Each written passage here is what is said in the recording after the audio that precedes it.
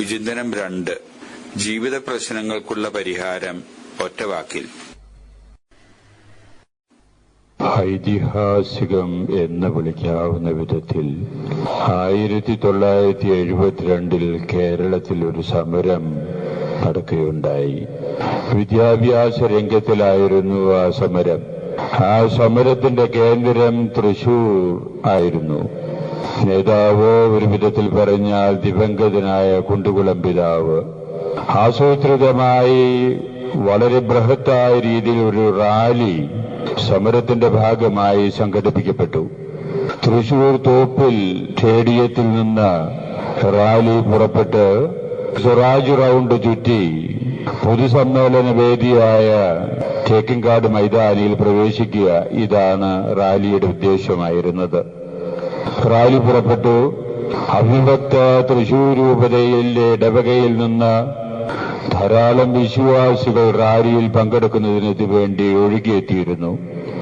റാലിയുടെ നേതൃത്വം ഏറ്റെടുത്തിരുന്ന തൃശൂർ കുണ്ടുകുളം പിതാവ് റാലിയുടെ മുൻനിരയിലുണ്ട്. അന്ന് ഞാൻ ഒരു കൊച്ചച്ഛനായിരുന്നു. ഒരു കൊച്ചച്ഛൻ എന്ന നിലയിൽ സജീവമായ രീതിയിൽ തന്നെ ഞാനും റാലിയിൽ പങ്കെടുത്തിരുന്നു. റാലി തൃശൂർ സ്വരാജ് റൗണ്ടിലെത്തി. നായക്കനാൽ കവലയിലെ റാലി എത്തിച്ചേർന്ന ഉടനെ അപ്രതീക്ഷിതമായി ശക്തമായൊരു മഴ. റാലിയുടെ സംഘാടകർ നിമിഷനേരങ്ങൾ കൊണ്ട് പിതാവിന് ഒരു കൊട സംഘടിപ്പിക്കാൻ ഇടവന്നു, മഴ നനയാതിരിക്കാൻ. ആ കൊടയുടെ സംരക്ഷണം പിതാവ് ഉപേക്ഷിച്ചുകൊണ്ട് മഴ നനഞ്ഞ് പിതാവ് റാലിയെ നയിക്കുകയാണ്. റാലി ജനങ്ങളുടെ ബാഹുല്യം കൊണ്ട് ശ്രദ്ധേയമായ ഒന്നായിരുന്നു. എങ്കിലും തൃശൂർ പൗരാവലിയിൽ ഒരു ഭാഗം സ്വരാജ് റൗണ്ടിന്റെ ചുറ്റുമുള്ള കെട്ടിടങ്ങളിലെ മട്ടുപ്പാവിൽ കാണിക്കാരായിട്ടും തെരുവോരങ്ങളിൽ അങ്ങനെ റാലി കാണാൻ നിൽക്കുന്ന ആളുകളുടെ കൂട്ടത്തിലായിരുന്നു തൃശൂർ പൗരന്മാരിൽ ഒരു വിഭാഗം ആളുകള്. മഴ നനഞ്ഞുകൊണ്ട് കുണ്ടുകുളം പിതാവ് റാലിയെ നയിക്കുന്നത് കണ്ടപ്പോ ഒരു ശബ്ദം, ആകെ ഒരു ശബ്ദം. ഞാൻ ശ്രദ്ധിച്ചപ്പോ ആ ശബ്ദം ഇതാണ്: തന്ത നനഞ്ഞാണടാ നടക്കണത്, ഇറങ്ങടാ. ഇതായിരുന്നു ആ ശബ്ദം. തന്ത മഴ നനഞ്ഞാണടാ നടക്കണത്, ഇറങ്ങടാ. അതുവരെ തൃശൂർ പൗരാവലിയിൽ ഒരു വലിയ വിഭാഗം തന്നെ റാലിയുടെ ആസ്വാദകരായിട്ട് നോക്കി നിന്നിരുന്ന ആളുകള് ഉടനെ തന്നെ റാലിയിലേക്ക് അങ്ങ് ഭാഗഭാഗമായിട്ട് ഒഴുകി അങ്ങോട്ട് എത്തുകയാണ്. ജനബാഹുല്യം കൊണ്ട് തൃശൂർ നഗരം അങ്ങനെ നിറഞ്ഞു കവിഞ്ഞു എന്ന് തന്നെ പറയാം. അതായിരുന്നു സമ്മേളന വേദിയിൽ വെച്ച് ചരിത്രത്തിലെ മഴുത്തായയുടെ പ്രയോഗം വന്ന സമ്മേളനം. അതായിരുന്നു കുണ്ടുകുളം പിതാവിൽ നിന്ന് ജനനിബിഡമായിട്ടുള്ള ഒരു സമ്മേളന വേദിയായിരുന്നു തൃശൂരിൽ അന്ന് നടന്നത്. തന്ത മഴ നനഞ്ഞാ നടക്കണത്, ഇറങ്ങടാ. തൃശൂർക്കാരുടെ സ്നേഹവും ആദരവും ഉള്ളൊരു പദപ്രയോഗമായിട്ട് അതിനെ കരുതണം. തന്ത എന്ന് വിളിക്കുന്നത് തൃശൂർക്കാരുടെ പലപ്പോഴുമുള്ള സ്നേഹത്തിന്റെയും ആദരവിന്റേതുമായിട്ടുള്ള ഒരു പ്രകടനമാണ്. ഈ തന്തയെ പറ്റിയാണ് യേശുക്രിസ്തു നമ്മോട് പറഞ്ഞു തരുന്നത് ഇന്ന്. ഈ തന്തയെ പറ്റിയാണ് എന്ന് പറയുമ്പോൾ പൊതു തന്തയെ പറ്റിയാണ് യേശുക്രിസ്തു ഇന്ന് നമ്മോട് പറഞ്ഞു തരുന്നത്. അപവാദങ്ങൾ ഉണ്ടാകാമെന്ന് വരികിലും നമ്മുടെ സംസ്കാരം തന്തയെ മാനിക്കുന്ന സംസ്കാരമാണ്. അപവാദങ്ങള് ചിലയിടത്തൊക്കെ കണ്ടേക്കാം. ഈ സംസ്കാരത്തിന്റെ പൊലിമയും ആഴങ്ങളും മനസ്സിലാക്കിയിട്ട് ആണ് എന്ന് തോന്നുമാറ് യേശുക്രിസ്തു ഇന്ന് വിടവാങ്ങൽ സമ്മേളനവേദി, ആ സമ്മേളനവേദിയിൽ സാരവത്തായ രീതിയിൽ സംസാരിക്കുന്ന അവസരത്തിൽ യേശു തന്റെ ശിഷ്യന്മാരോടായിട്ട് ഈ തന്തയെ പറ്റിയാണ് സംസാരിക്കുന്നത്. യേശുക്രിസ്തു സംസാരിക്കുന്നു: മക്കളെ, ഞാൻ എന്റെ പിതാവിന്റെ അടുത്തേക്ക് പോകുകയാണ്. ഞാൻ അവിടെ നിങ്ങൾക്ക് സ്ഥലം ഒരുക്കാനാണ് പോകുന്നത്. നിങ്ങൾക്ക് സ്ഥലം ഒരുക്കി കഴിയുമ്പോൾ ഞാൻ വീണ്ടും വരും നിങ്ങളുടെ അവിടേക്ക് കൂട്ടിക്കൊണ്ടുപോകാൻ. നിങ്ങളുടെ ഹൃദയത്തിൽ ദുഃഖം ഉണ്ടാകേണ്ട, അസ്വസ്ഥതയും വേണ്ട. ഞാൻ നിങ്ങളെ അനാഥരായിട്ട് വിട്ടുകളയുകയില്ല. ഞാനും പിതാവും ഒന്നാണ്. പിതാവ് എന്നിലൂടെയും ഞാൻ പിതാവിലൂടെയുമാണ് പ്രവർത്തിക്കുന്നത്. യേശുവിന്റെ ഈ പിതാവിനെ പറ്റിയുള്ള സംസാരം ശ്രോതാക്കളായിട്ടുള്ള പ്രിയപ്പെട്ട ശിഷ്യന്മാർക്ക് മനസ്സിലാക്കാൻ സാധിക്കാതെ വരുന്നു. നീ എന്താണ് ഈ സംസാരിക്കുന്നത്? നീ എവിടേക്കാണ് പോകുന്നത്? അങ്ങനെ പിതാവിന്റെ പക്കലേക്കാണ് നീ പോകുന്നതെങ്കിൽ ആ പിതാവിനെ നിങ്ങൾക്ക് കാണിച്ചു തരിക എന്നൊക്കെയാണ് ഫിലിപ്പോസും അതുപോലെയുള്ള ശിഷ്യന്മാരും ഒക്കെ ആ സമയത്ത് സംസാരിക്കുന്നതായിട്ട് സുവിശേഷത്തിൽ നിന്ന് നമ്മൾ മനസ്സിലാക്കുന്നത്. യേശുക്രിസ്തു ഫിലിപ്പോസിന്റെ സംശയത്തിനൊക്കെ നിവാരണം വരുത്തുന്നു. ഞാനും പിതാവും ഒന്നാണ് ഫിലിപ്പോസേ, നിനക്കത് മനസ്സിലാകുന്നില്ലേ? എന്നെ കാണുന്നവൻ പിതാവിനെ കാണുന്നു. നിങ്ങളെ സ്നേഹിക്കുന്നവനാണ് പിതാവ്. ഞാനും നിങ്ങളെ സ്നേഹിക്കുന്നു എന്നുള്ളത് അതിൽ നിന്ന് മനസ്സിലാകുന്നില്ലേ?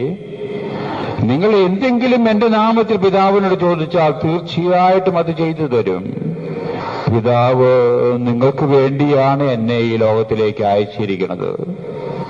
എന്ന് വെച്ചാൽ നാം അല്പം കൂടി അപഗ്രഥനം ചെയ്ത് പരിശോധിച്ചു നോക്കിയാൽ യേശുവിന്റെ കാഴ്ചപ്പാടുകൾ മുഴുവനും തന്നെ കേന്ദ്രീകൃതമായിട്ടുള്ളത് ഈ പിതാവിനെ പറ്റിയാണ് എന്ന് നമുക്ക് മനസ്സിലാക്കാം. ദൈവത്തിന്റെ പിതൃത്വവും മനുഷ്യരുടെ സാഹോദര്യവും, ഇതാണ് ക്രിസ്തുവിന്റെ കാഴ്ചപ്പാടിന്റെ അടിസ്ഥാന ഘടകം. ദൈവത്തിന്റെ പിതൃത്വവും മനുഷ്യന്റെ സാഹോദര്യവും. മനുഷ്യന്റെ സാഹോദര്യം എന്ന് പറയുന്നത് എല്ലാ മനുഷ്യർക്കും പൊതുവായിട്ടുള്ളൊരു പിതാവാണ് ദൈവമെന്ന് ഉള്ള ആ പ്രമേയം അംഗീകരിക്കുമ്പോൾ മാത്രമേ മനുഷ്യന്റെ സാഹോദര്യത്തിന് പ്രസക്തിയുള്ളൂ. അതുകൊണ്ട് അതിൽ തന്നെ പറഞ്ഞാൽ ഏക പ്രമേയമാണ് യേശുവിന്റെ എല്ലാ ദർശനത്തിന്റെയും അടിസ്ഥാനം, ദൈവത്തിന്റെ പിതൃത്വം. ദൈവം എല്ലാവരുടെയും പിതാവാണെങ്കിൽ നാം എല്ലാവരും ദൈവത്തിന്റെ മക്കളാണ്. അങ്ങനെയെങ്കിൽ നമ്മൾ പരസ്പരം സഹോദരന്മാരാണ്, സഹോദരിമാരാണ്. അപ്പോ അടിസ്ഥാനപരമായിട്ടുള്ള യേശുവിന്റെ ദർശനത്തിന്റെ പൊരുൾ കിടക്കുന്നത് ദൈവത്തിന്റെ പിതൃത്വത്തെ സംബന്ധിച്ചാണ്. ഈ ദൈവത്തെ സംബന്ധിച്ച് നമ്മൾ മനസ്സിലാക്കുക, പിതാവിനെ സംബന്ധിച്ച് മനസ്സിലാക്കുക എന്നുള്ളതാണ് യേശുവിന്റെ ദർശനത്തിൻ്റെതായിട്ടുള്ള കാഴ്ചപ്പാടിന്റെ കേന്ദ്രബിന്ദു എന്ന് നാം മനസ്സിലാക്കി വരുമ്പോ അത് ഗ്രഹിക്കാൻ ഇടവരണം. ഈ അവസരത്തില് പണ്ട് ഞാൻ കേട്ടിട്ടുള്ള ഒരു കഥ എന്റെ മനസ്സിലേക്ക് കടന്നു വരുന്നത് ഞാൻ നിങ്ങളോട് പറയാം. The treasury of Jewish folklore എന്ന ഗ്രന്ഥത്തിൽ ആ കഥ പ്രതിപാദിച്ചിട്ടുണ്ട്. ഞാൻ മനസ്സിലാക്കുന്ന രീതി അനുസരിച്ച് ഇന്നും യഹൂദന്മാരുടെ ഇടയിൽ പരക്കെ അറിയപ്പെടുന്ന ഒരു കഥയാണത്. കഥ ഇങ്ങനെയാ. ഒരു ഗ്രാമത്തിലെ ഒരു യഹൂദൻ, പാവപ്പെട്ട യഹൂദൻ, തന്റെ കുടുംബാംഗങ്ങളായിട്ട് ജീവിക്കുന്നു. ദരിദ്രവാസിയാണ് ആ യഹൂദൻ. പെസഹ തിരുനാള് അടുത്തു വരുന്നു. യഹൂദന്മാരെ സംബന്ധിച്ച് തിരുനാളുകളിൽ വളരെയേറെ ശ്രദ്ധേയമായിട്ടുള്ള തിരുനാളാണ് പെസഹ തിരുനാള്. ആഘോഷിക്കാത്ത യഹൂദന്മാരില്ല. ഈ പാവപ്പെട്ട മനുഷ്യന്റെ ഉള്ളിൽ തീയാണ്. പെസഹ തിരുനാൾ ആഘോഷിക്കാൻ ചില്ലിക്കാശില്ല കയ്യില്. ആ തിരുനാൾ ആഘോഷത്തിന് വേണ്ടി ഭക്ഷണം വാങ്ങാൻ കാശില്ല. അന്നേ ദിവസം പ്രാർത്ഥനയ്ക്ക് വേണ്ടി സിനഗോഗിൽ പോകുമ്പോൾ നല്ലൊരു വസ്ത്രം കുട്ടികൾക്ക് കൊടുക്കാൻ ഇല്ല. ഭാര്യയ്ക്ക് നല്ലൊരു വസ്ത്രവുമില്ല. എനിക്ക് മറ്റുള്ളവരുടെ മുമ്പിൽ കാണിക്കാവുന്ന തരത്തിൽ ഒരു കൂട്ടത്തിൽ അത് പ്രത്യക്ഷപ്പെടാവുന്ന രീതിയിൽ ധരിക്കാൻ ഒരു വസ്ത്രവുമില്ല. ഭക്ഷണം വാങ്ങാൻ കാശില്ല, വസ്ത്രം വാങ്ങാൻ കാശില്ല. ആകെ വിഷമം, ഉള്ളിന്റെ ഉള്ളിലെ ബേജാറ്, ആകെ ആകുല ചിന്ത ആ യഹൂദന്റെ മനസ്സിലെ. അദ്ദേഹം വിചാരിച്ചു, യഹൂദ സമൂഹത്തിലുള്ള അറിയപ്പെടുന്ന ഒരു റബ്ബിയുടെ അടുത്ത് ചെന്ന് ഇത് അറിയിക്കാം, എന്തെങ്കിലും പ്രതിവിധി ഉണ്ടാകുകയായിരിക്കും. അദ്ദേഹം റബ്ബിയോട് ചെന്നിട്ട് പറഞ്ഞു, റബ്ബി, ആകെ വിഷമാണ് എനിക്കൊരു സമാധാനവുമില്ല. പെസഹ തിരുനാൾ അടുത്തു വരുന്നു, ഞാൻ ആകെ അസ്വസ്ഥനാണ്. എന്റെ കുട്ടികൾക്ക് ഭക്ഷണം കൊടുക്കാനും ഒരു ചില്ലിക്കാശില്ല, എന്റെ വസ്ത്രം പോലും ഇല്ല, ഞാൻ എന്താ ചെയ്യേണ്ടത്? ആകെ വിഷമം. റബ്ബി ആ മനുഷ്യനെ കേട്ടിട്ട് പറഞ്ഞു, മകനെ സമാധാനമായിരിക്കെ, ദൈവം നിന്നെ സഹായിക്കും. ഇത് കേട്ടിട്ടൊന്നും ആ മനുഷ്യന് ഒരു ആശ്വാസം തോന്നിയില്ല. എന്നല്ല, ഉള്ള സമാധാനം പോകാനാണ് ഇടവന്നത്. എന്തൊരു ഉപദേശം! ദൈവം സഹായിക്കും, സമാധാനമായിരിക്കെ. എനിക്ക് സമാധാനക്കേടുണ്ടാകാനാണ് കൂടുതൽ കാരണം എന്ന് പറഞ്ഞ് അല്പം ക്ഷോഭം കാണിക്കാൻ ഇടവന്നു ഈ മനുഷ്യൻ. റബ്ബി ചോദിച്ചു, ആട്ടെ, എന്താ നിന്റെ പ്രശ്നം? അവൻ ഒന്ന് ആശ്വസിച്ചുകൊണ്ട് പറഞ്ഞു, പെസഹ തിരുനാളല്ലേ റബ്ബി വരുന്നത്, ഭക്ഷണം കഴിക്കണ്ടേ? പെസഹ തിരുനാളിന്റെ ആചാരമനുസരിച്ച് ഒരു ചില്ലിക്കാശ് എനിക്കില്ല. നിനക്ക് എത്ര റൂബിള് വേണ്ടിവരും പെസഹ തിരുനാളിന് ഭക്ഷണത്തിനായിട്ട്? അവൻ പറഞ്ഞു, ചുരുങ്ങിയത് 30 റൂബിളെങ്കിലും എനിക്ക് വേണ്ടിവരും. ശരി, ഭക്ഷണത്തിന് നിനക്ക് 30 റൂബിള് വേണം. പിന്നെന്താ നിന്റെ പ്രശ്നം? കുട്ടികൾക്ക് വസ്ത്രമില്ല. നിന്റെ കുട്ടികൾക്ക് വസ്ത്രം വാങ്ങാൻ വേണ്ടി ഏകദേശം എത്ര റൂബിള് വേണ്ടിവരും? അയാള് ഏതാണ്ടൊരു മനക്കണക്കനുസരിച്ച് പറഞ്ഞു, 16 റൂബിളെങ്കിലും വരും. ശരി, പിന്നെ നിന്റെ ഭാര്യയ്ക്ക് വസ്ത്രമില്ല. എത്ര റൂബിള് വേണ്ടിവരും ഭാര്യയ്ക്ക് വസ്ത്രം വാങ്ങാൻ? അയാൾ പറഞ്ഞു, 10 റൂബിളെങ്കിലും വരും. അതും ശരി. ഇനി നിനക്കും വസ്ത്രം വേണം. നിനക്ക് വസ്ത്രം വാങ്ങാൻ എത്ര റൂബിള് വേണം? 8 റൂബിളെങ്കിലും വേണം. റബ്ബി കണക്ക് കൂട്ടിയിട്ട് പറഞ്ഞു, അപ്പോ 64 റൂബിളാണ് ഇവിടുത്തെ പ്രശ്നം. 64 റൂബിളുണ്ടെങ്കിൽ നിന്നെപ്പോ ഈ അലട്ടുന്ന പ്രശ്നങ്ങളൊക്കെ പരിഹരിക്കാനിട വരും. അപ്പൊ നീ ആകുല ചിന്തപ്പെടേണ്ടത് 64 റൂബിൾ എങ്ങനെ സംഘടിപ്പിക്കണം എന്നുള്ളതല്ലേ ഉള്ളൂ. ഇത്രയ്ക്കല്ലേ ഉള്ളൂ നിന്റെ പ്രശ്നം. അതിന് നീ എന്തിനെത്രയും ബേജാറ്? വസ്ത്രവും നിന്റെ ഇപ്പൊ നീ അനുഭവിക്കുന്ന എല്ലാ പ്രശ്നങ്ങളും 64 റൂബിൾ നിനക്ക് കിട്ടുകയാണെങ്കിൽ തീർക്കാന്നാ നീ പറയണത്. അപ്പൊ നിന്റെ ബേജാറ്, നിന്റെ ബന്ധപ്പാട്, ആകുല ചിന്ത വേണ്ടത് 64 റൂബിള് എങ്ങനെ സംഘടിപ്പിക്കണം എന്നുള്ളതല്ലേ വേണ്ടോ? റബ്ബിയുടെ ഒരു തരം ഹാസ്യം ആ മനുഷ്യന്റെ ചങ്കില് കുത്തിക്കൊള്ളുന്ന മാതിരിയാ തോന്നിയത്. 64 റൂബിളല്ലേ വേണ്ടോ, അതല്ലേ പ്രശ്നം, അത് കിട്ടിയ നിന്റെ പ്രശ്നം കഴിഞ്ഞില്ലേ എന്ന് പറയുന്നത് അയാൾക്ക് മനസ്സിലാക്കാൻ വിഷമം. നമ്മളൊന്ന് ശാന്തമായിട്ടൊന്ന് ചിന്തിച്ചു നോക്കിയേ, ഈ റബ്ബി പറഞ്ഞതിൽ എന്താ തെറ്റ്? അയാൾക്ക് അപ്പോ മനസ്സിലുണ്ടാകുന്ന എല്ലാ വിഷമങ്ങളും ബദ്ധപ്പാടുകളും പരിഹരിക്കാൻ കണക്ക് കൂട്ടി നോക്കുമ്പോൾ 64 റൂബിളുണ്ടെങ്കിൽ അതൊക്കെ പരിഹരിക്കാം. പിന്നെ ഈ 100,000 കാര്യങ്ങളെ പറ്റിയിട്ട് ആകുല ചിന്തപ്പെട്ടിട്ട് എന്താ കാര്യം? 64 റൂബിള് നമുക്ക് കിട്ടണം. ബേജാറായതുകൊണ്ട് 64 റൂബിള് കിട്ടുവോ? റബ്ബ് ചോദിച്ചു. ബദ്ധപ്പാട് കൂട്ടിയോണ്ട് 64 റൂബിള് നമുക്ക് കിട്ടുവോ? ആ യഹൂദൻ തണുത്തു. 64 റൂബിള് കിട്ടണമെങ്കിൽ നല്ലൊരു ജോലിയൊക്കെ ഉണ്ടാകണം. ആ ജോലിയിൽ ശമ്പളം ഉണ്ടാകണം. സാമാന്യം വട്ടച്ചെലവ് കഴിഞ്ഞിട്ട് അല്പമൊക്കെ ബാക്കി ഉണ്ടായിട്ട് ബാങ്കിലിട്ട് ബാങ്ക് ബാലൻസ് ഉണ്ടാകണം. നമ്മൾ പ്രതീക്ഷിക്കാത്ത രീതിയിൽ അസുഖങ്ങൾ ഉണ്ടാകരുത്, ആപത്തുകളൊന്നും ഉണ്ടാകരുത്. എങ്കിലേ നമുക്ക് മിച്ചം വരുന്ന പൈസ സമ്പാദിക്കാൻ പറ്റുള്ളൂ. അല്ലാതെ ബേജാറായിട്ട് കൊണ്ട് 64 റൂബിൾ ഉണ്ടാവില്ല. അപ്പൊ അടിസ്ഥാനപരമായിട്ട് എന്താ വേണ്ടത്? ഇതിന് എല്ലാറ്റിനും വേണ്ടൊരു ജോലി വേണം, ആരോഗ്യം നിലനിർത്തണം, ആപത്തുകൾ ഉണ്ടാകരുത്, അല്പമൊക്കെ നമുക്ക് മിച്ചം വെക്കാനും സാധിക്കണം. ഇതിനൊക്കെ കൂടി വേണ്ടത് ദൈവാനുഗ്രഹം വേണം. ഇതാ വേണ്ടത്. തമ്പുരാന്റെ അനുഗ്രഹം ഉണ്ടാകണം. അല്ലാതെ ബേജാറായതുകൊണ്ട് ജോലി കിട്ടുമോ?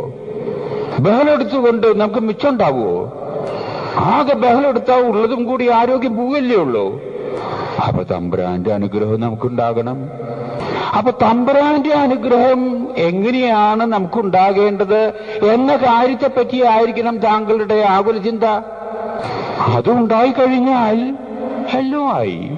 സർവസമ്പന്നനായിട്ടുള്ള ദൈവം അനുഗ്രഹിക്കാൻ താങ്കളുടെ കൂടെ ഉണ്ട് എന്നുള്ള ബോധ്യം താങ്കൾക്കുണ്ടെങ്കിൽ പിന്നെ എന്തിനാ ബേജാറ്? ഈ ബോധ്യം ഉണ്ടാകാൻ വേണ്ടിയുള്ള ബേജാറ് വേണം. അതെങ്ങനെ വേണ്ടേ?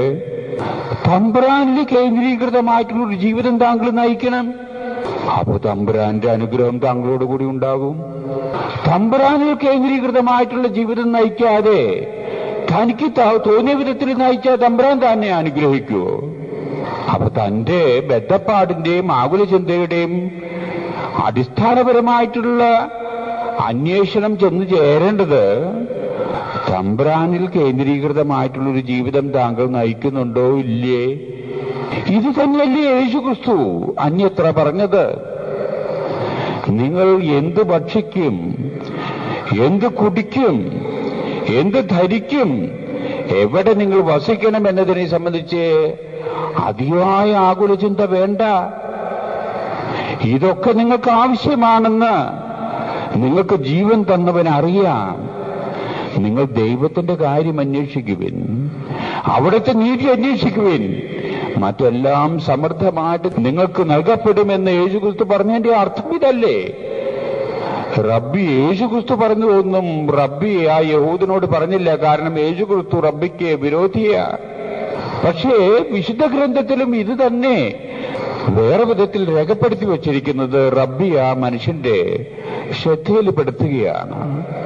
ഈ സത്യമാണ് യേശു വിടവാങ്ങുന്ന അവസരത്തിലെ ശിഷ്യന്മാരോടായിട്ട് സാരവത്തായിട്ടുള്ള ഉപദേശത്തിലെ ഉൾപ്പെടുത്താൻ ഇടവന്നത്. മക്കളെ, നിങ്ങൾ ആകുല ചിത്തരാകണ്ട. നിങ്ങൾ ദൈവത്തിൽ വിശ്വസിക്കുക, എന്നിലും വിശ്വസിക്കുക. ഞാനും ദൈവവും ഒന്നാണ്. ഞാൻ നിങ്ങൾക്ക് സ്ഥലമൊരുക്കാനാണ് പിതാവിന്റെ അടുത്തേക്ക് പോകുന്നത്. പിതാവ് നിങ്ങളെ സ്നേഹിക്കുന്നു. ഈ സത്യം തന്നെയാണ് യേശുക്രിസ്തു ഈ മണ്ണിൽ നിന്ന് അവസാനമായിട്ട് ശിഷ്യന്മാരോടായിട്ട് സമ്മേളന വേദിയിൽ വെച്ച് പറയുന്ന അതാണ് ഇന്നത്തെ സുവിശേഷം. നമ്മെ സംബന്ധിച്ചിടത്തോളം നമ്മൾ ഈ സത്യം ഗ്രഹിച്ചെടുക്കണം. സത്യത്തിൽ പറഞ്ഞാൽ നമ്മുടെ ആകുല ചിന്ത, നമ്മുടെ ബദ്ധപ്പാടുകള്, നമ്മുടെ ബഹളങ്ങള്, നമ്മുടെ അസ്വസ്ഥതകൾ ഒക്കെ പരിശോധിച്ചു നോക്കുമ്പോ പണത്തിലാണ് കേന്ദ്രീകൃതമായിട്ടുള്ളത് എന്ന് പ്രത്യക്ഷത്തിൽ തോന്നും. പക്ഷെ ആകുല ചിന്ത നമുക്ക് ഒരുപാടുണ്ടായതുകൊണ്ട് പണം കിട്ടില്ല. പണം കിട്ടണമെങ്കിൽ ദൈവത്തിന്റെ സഹായം ഒരു തരത്തിലല്ലെങ്കിൽ മറ്റൊരു തരത്തില് നമ്മളുടെ കൂടെ ഉണ്ടാകണം. എങ്കിലേ നമുക്ക് സ്വസ്ഥതയുണ്ടാവുള്ളൂ, നമുക്ക് വേണ്ടതായിട്ടുള്ള സമ്പത്ത് പോലും ഉണ്ടാവുള്ളൂ എന്നുള്ള ധാരണയിൽ ആ ദൈവത്തിൽ കേന്ദ്രീകൃതമായിട്ടുള്ളൊരു ജീവിതം നയിക്കുക. ഇതാണ് നമ്മുടെ അസ്വസ്ഥതകൾക്ക് വിരാമമെടുക്കുന്നതിന് വേണ്ടിയുള്ള മറുമരുന്ന് എന്ന ആ സത്യം വെളിപ്പെടുത്തുകയാണ് യേശു ഇന്നത്തെ സുവിശേഷത്തിലൂടെ. ഈ സത്യത്തിന്റെ പൊരുള് ഗ്രഹിച്ചെടുക്കാൻ നമുക്കിടവരട്ടെ.